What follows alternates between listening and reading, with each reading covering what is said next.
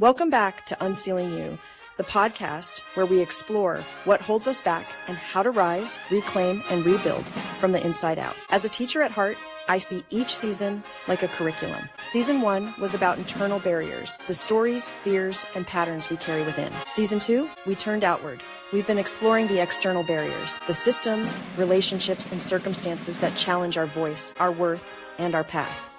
And to close this season, I'm featuring 2 incredible women whose stories show us what it really takes to break through. Today, you'll meet Kelly, a woman who began her journey as a battered mother of 7. She fled to a small town with big walls of social judgment, pain, and limited opportunity. But she didn't stay hidden. She didn't stay small. Instead, Kelly rose, anchored in faith fueled by determination, and built a nationally recognized real estate career. Her honors include top producing team in Northern Arizona, Homelight top negotiator, RE Max Hall of Fame, and who's who in luxury real estate. But here's what makes Kelly's story truly powerful. It's not just about success. It's about reclamation. And I want to pause here and define that. Reclamation means taking back what was lost, denied, or forgotten, especially a part of yourself. It's the act of standing in your worth, your voice, your strength, fully and freely, even after the world has tried to shrink you. And one thing I've noticed as I've spoken to guests is this: the greater the trauma, the deeper the connection to faith. For many, that faith, whether in God, purpose, or something greater, is what carries them through the storm. I know not everyone listening shares the same beliefs. That's okay. I invite you to listen with openness. Take what helps, leave what doesn't, and hear the universal truth underneath Kelly's story. There's always more waiting on the other side of pain, and we each have the power to rise, reclaim, and become. Let's begin. Hi, Kelly. Thank you so much for joining us. I'm so excited for our audience to hear from you. Just as a reminder for my dear listeners, the unsealed people that are starting their ripple effects, we are talking about external barriers.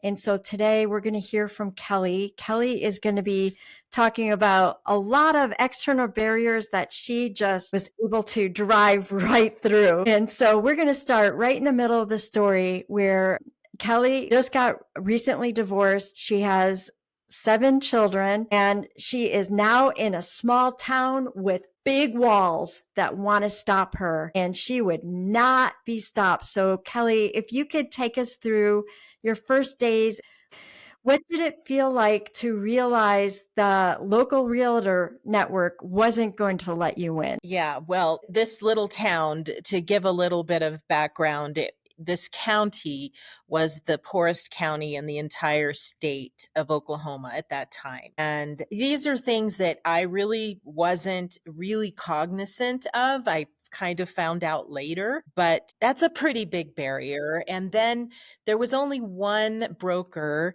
in the town, and he'd grown up there, and his dad had had a pawn shop or something or other his whole life, and he got his license, and he was the only one in town, literally the only guy that was selling real estate. And typically in real estate, we do something called co-broking, where if someone has listings and I have buyers, I can call and ask them if I can show their houses and hopefully sell them. But this gentleman didn't want to play, so he literally called me and said, I just want to tell you that I don't like you, and I never want you to call me to ask to show any of my houses because I'm not going to let you. So that was my introduction. And so I realized if I'm going to do this, it's going to be me. I'm going to have to make it happen myself. And so average sales price was probably 30 to 40,000. That's not a lot of money. It was really, really hard. Big barriers. So that was what happened right off. Talk about external barriers right there. Just the small economy. You have to do a lot, sell a lot in order to be successful. And the one guy in town automatically says, doesn't like you. Yeah.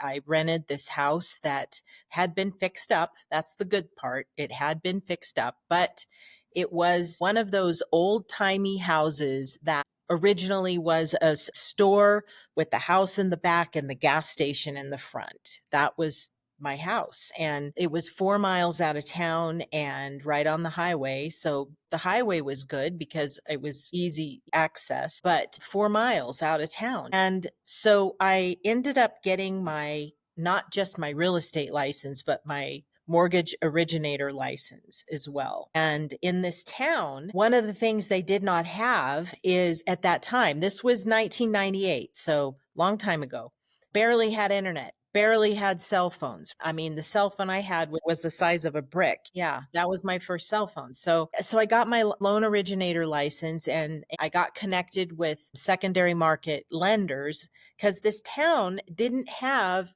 any secondary market loans available to the people. So we're talking no VA, no FHA, no conventional, no nothing.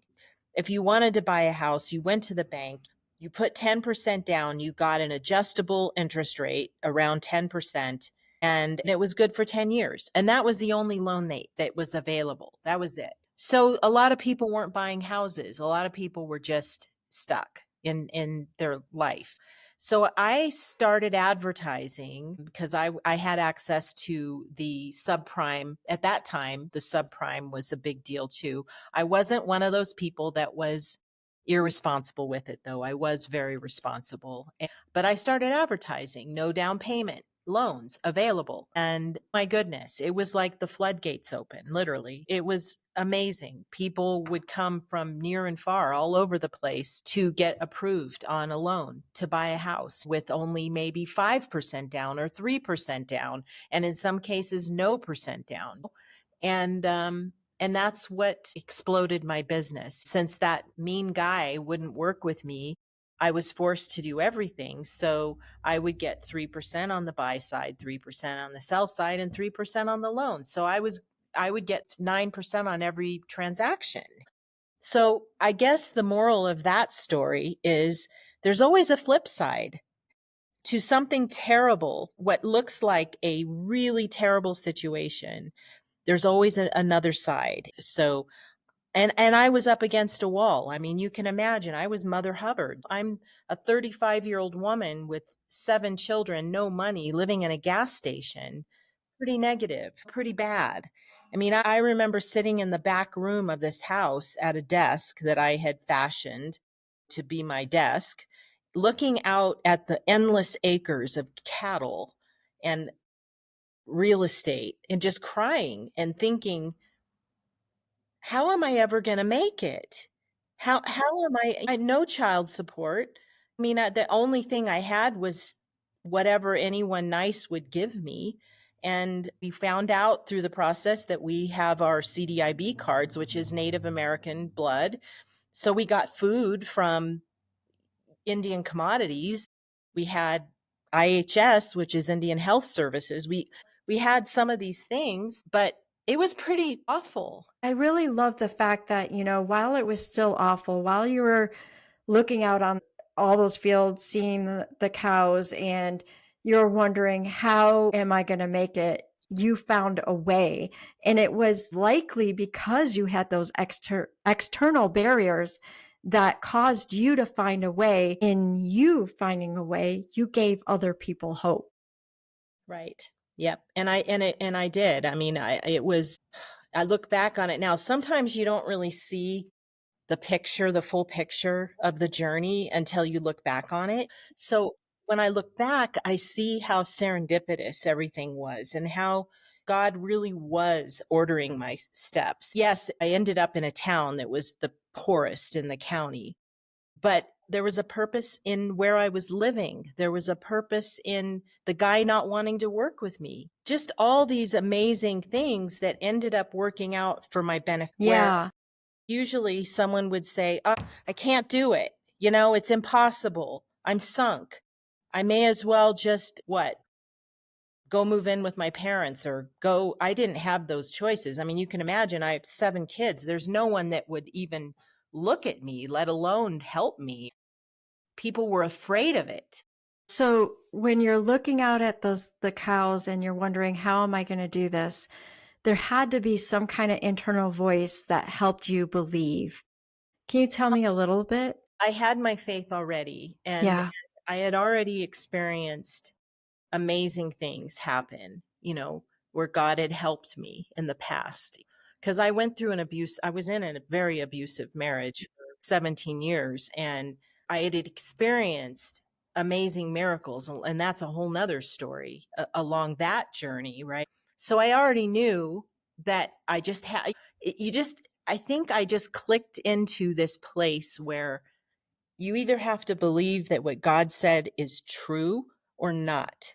Either what he said is true, either he's for me, not against me, either he will answer my prayers and give me the things that I'm asking for, or he won't. It's either one way or the other. And I had this little army of kids that believe everything I say. And I could tell them, okay, guys, we got to go to war. I have to have this happen. There's no choice here. It's sink or swim. So they would. We would pray together and believe together, and one step in front of the other. And I think part of the thing that people do is they stop. They just stop, or they turn around and go back. I mean, I could have gone back to their dad, and I could have sunk back into abuse. I could have done that. But I wanted something better. I didn't want that for my life. I didn't want to, I knew I could die if I did that. I mean, it was bad. So I couldn't, there was no choice to go back. I had to go forward, and I had to put one foot in front of the other and believe that what God had said in his word was true, and that he will guide my steps. He will make my way straight. He will lead me into the beautiful pastures somewhere. It will happen. It has to happen if I just don't give up. So, one of the things that you shared with me when we were talking prior to this interview is you had your children create what I would call as a dream board, but you had them draw. Can you talk a little bit Yeah. about that? So I didn't know what dream boards were. I just knew that there's power in praise, there's power in believing. And so I told the kids, I said, all right, what is it that we want? What is it that we need? I mean, we're living in a gas station, man. You can't say, this is God's will for my life to live in a gas station. No, I knew there's something better. And so I said, what do we want? So they started saying, I want this, I want that. I mean, they're young. I had two older kids, and they were kind of one foot in and one foot out, and they weren't really too into it, but the rest of them were. And so they were saying things like, we want a brick house, we want 100 acres, we want all these things. And so we just started thanking God for all those things. We just started, I think we did write them down, and we just said, thank you, Lord, because you promised to, if two or more agree on a thing as in touching it, that it shall be done by our Father which is in heaven. And we believe it. And kids are amazing. They'll believe at that age, they'll believe whatever you tell them. They really will. And so I would crank up the music, our worship music, and we would dance around the living room and the store part of the house. And we would just say, this is what's coming. We're believing. We're going to watch for it. It's going to happen. And one of the girls had said they wanted horses and they wanted all kinds of things, but one of them wanted a waterfall. She was just, I want a waterfall. I'm like, okay. I've never heard of a waterfall being in this town anywhere, but we just put that down, and okay.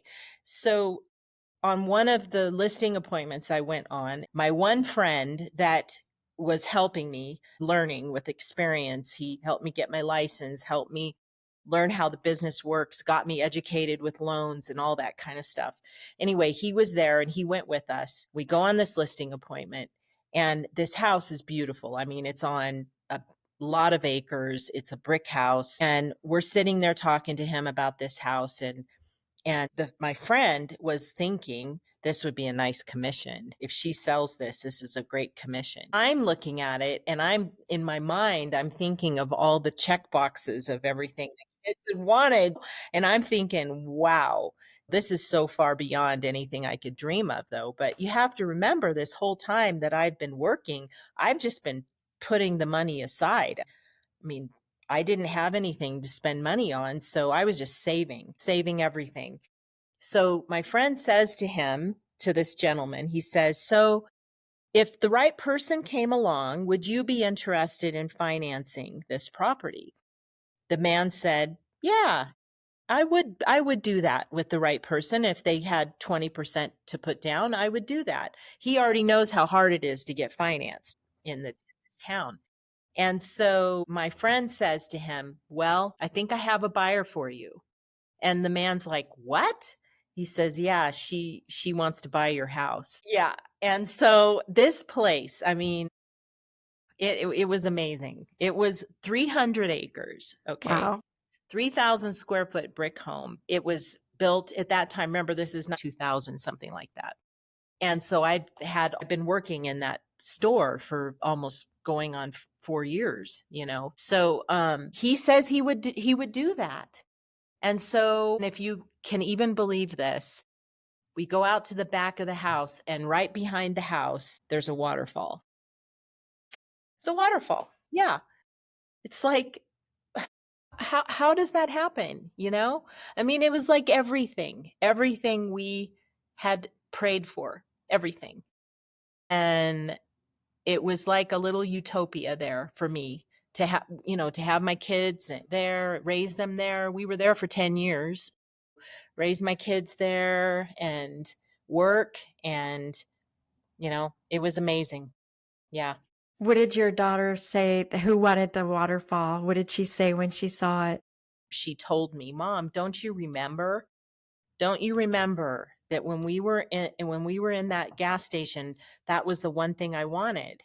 And I'm like, oh my gosh. I mean, it's been a whole lifetime since then. So, but she's the one that reminded me that she was the one that had wanted the waterfalls. So, What yeah, did that represent to you when she reminded you of that? What did that mean what did that moment mean for you? it means everything because it was an impossible request. So what it means for me now is I don't care what it is. I believe that God loves to bless his children and he loves to make impossible situations possible. I believe he loves to do that. That's what it meant for me. So I try to remember it every time I'm up against a difficulty and something is hard. I remember what he gave us a waterfall. That was a lot harder than me asking for this listing to get sold or for this other thing to happen. That was a hard one. He had to plan that one from the beginning of time. That one had to be planned from the foundation of the earth. My little prayer. Is that Yeah. amazing? That's just to me, that's just amazing. Yeah. And I also love that message of not giving up. Had you given up, then you're not doing your part of the faith part. You never give up. You can't. I have this little affirmation that I do every morning. And part of it is even if I stray, even if I somehow stray off of the path, as long as I'm going forward, you will guide me back to the right path. You know, you go bust that door down and say, come on, let's go. Come on. Angels of God, come help me. We're going to bust this door down. We're not going to give up. I love you saying, just keep going. Don't worry. You've got the angels with you, and you are definitely going in the right direction, and your back was against the wall. Your story is amazing. And looking back, you see your biggest external barriers in your journey, the gender, the economics, the competition, the geography, especially the economics. Which internal mindset shifts do you think helped you overcome it?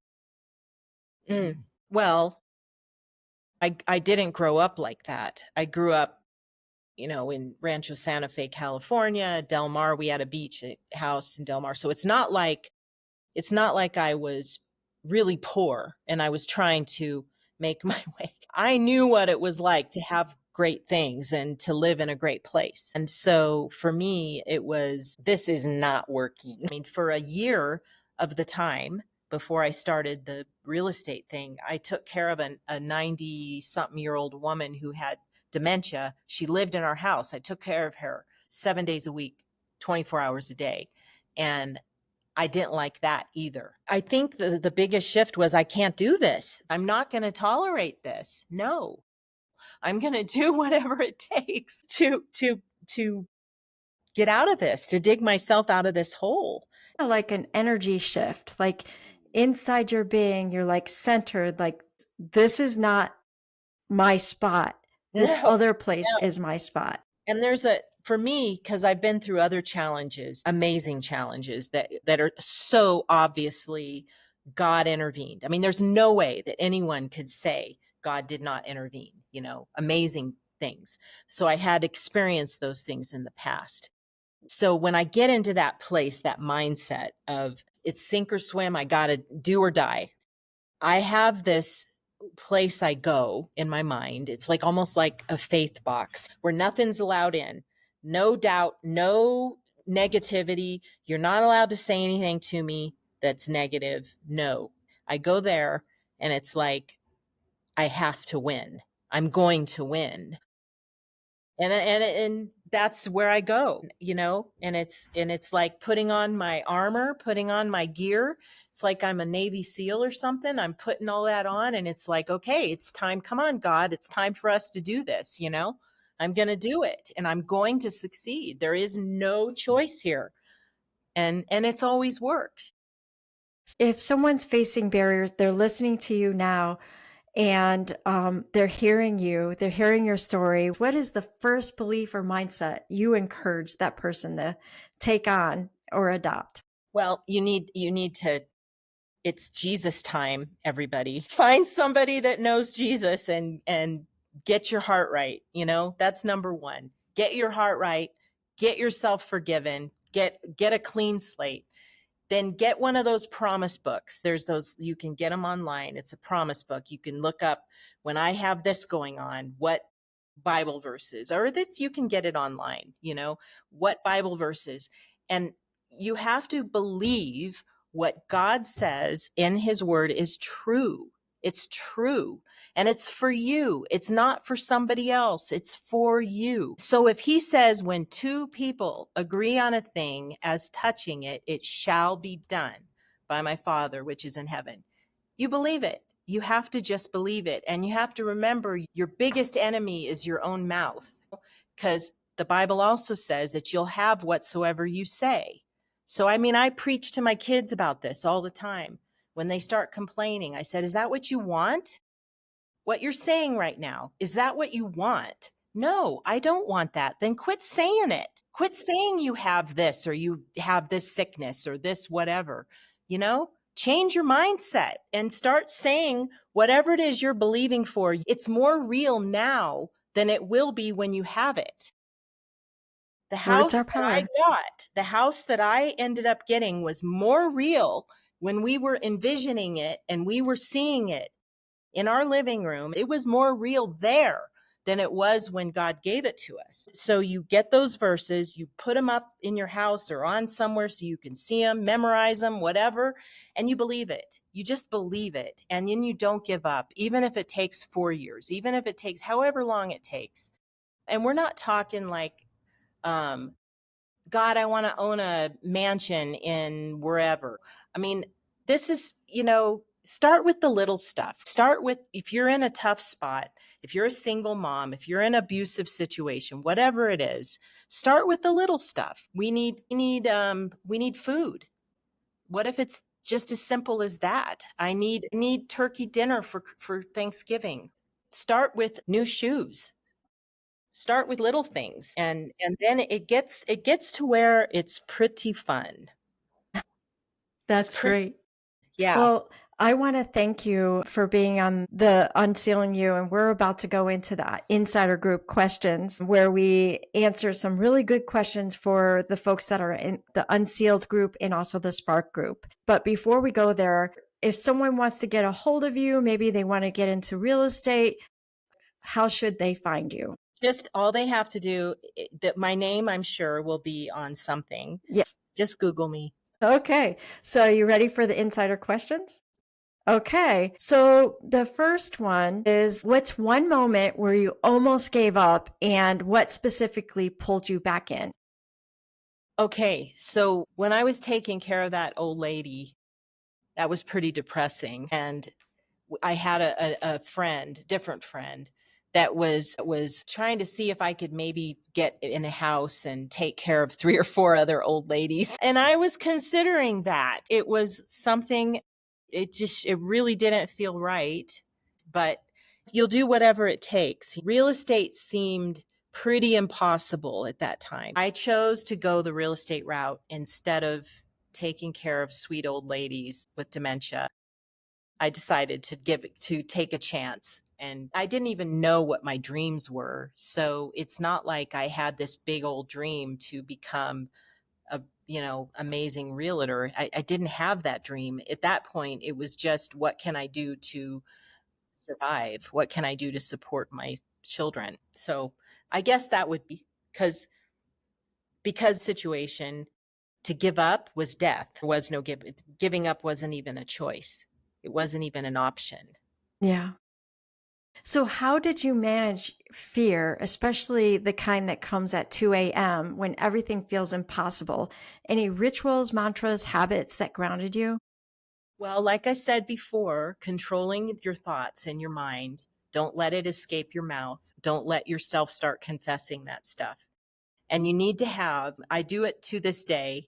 I actually have a coach, a Tony Robbins coach. I love Tony Robbins. And she makes me put together these affirmations, right? Affirmations that support what you believe, support what you want to see happen. And you get yourself in the morning, or at night, if it wakes you up, if those fears attack you in the middle of the night, get yourself some good scriptures on fear, perfect love cast out all fear. You start confessing those things. You let that come out of your mouth instead of what's in there, instead of it's like an arrow that gets shot into your head, and the fear, what if I die? What if I can't, what if my kids get taken away? What if, I mean, I had my ex's family and they were calling CPS on me every single week. I had to deal with the terror and the fear of him succeeding in getting my kids taken away.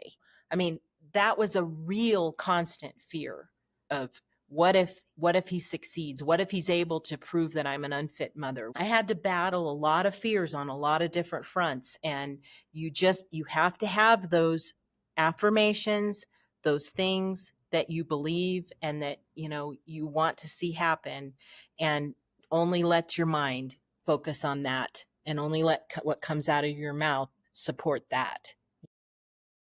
It's like 80% of the fears that get thrown at you, it's a lie. It never happens anyway. Doesn't even get close. Doesn't even get close. Yeah. Doesn't. Yeah. What was the biggest mistake in your journey, and how did you recover from it without losing your momentum or self-trust? Biggest mistake. The thing that's beautiful about mistakes, and you're going to make me cry again. The thing that's beautiful about mistakes, because you could say that there was a lot of mistakes. I could look back and say, I mean, my two oldest kids, they ended up going with their dad, and I ended up not being able to see them for 7 years. It was just tore my heart out. There was a lot of things that could have been mistakes, but the beautiful thing about having God in your heart, believing that your steps are ordered by him, everything works out for your benefit eventually. It always does, even if it's a mistake, So, I mean, I don't know what I could say was my biggest mistake.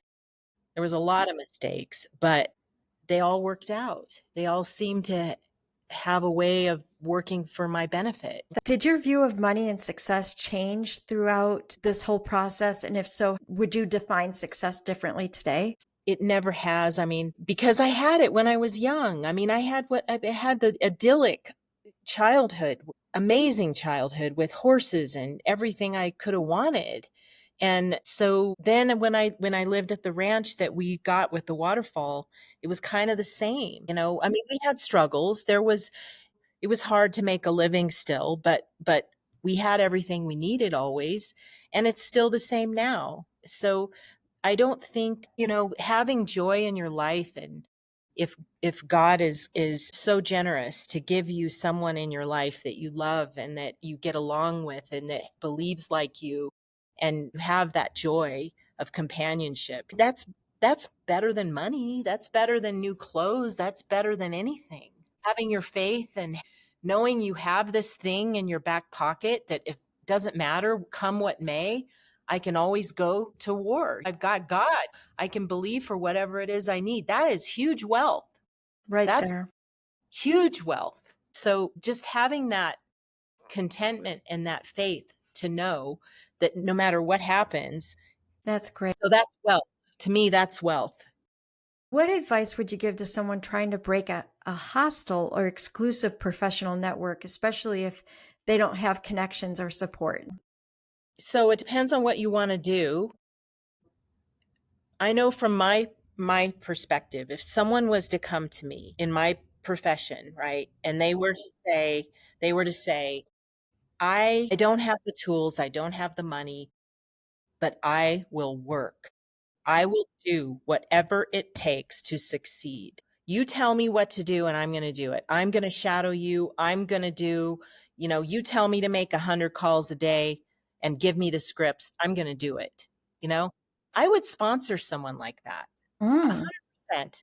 And there's a lot of other people I could find if someone called me and said, I have the want to, I have the need, I will do whatever it takes. I could find someone to sponsor someone like that because they don't come along very often. If you're armed with knowing I can do the impossible, I can do whatever it takes, I can do it. Someone will come across your path that's willing to sponsor you. They will. It'll happen. that sounds great. Well, thank you so much for being on the Unsealing You podcast. I really appreciate it.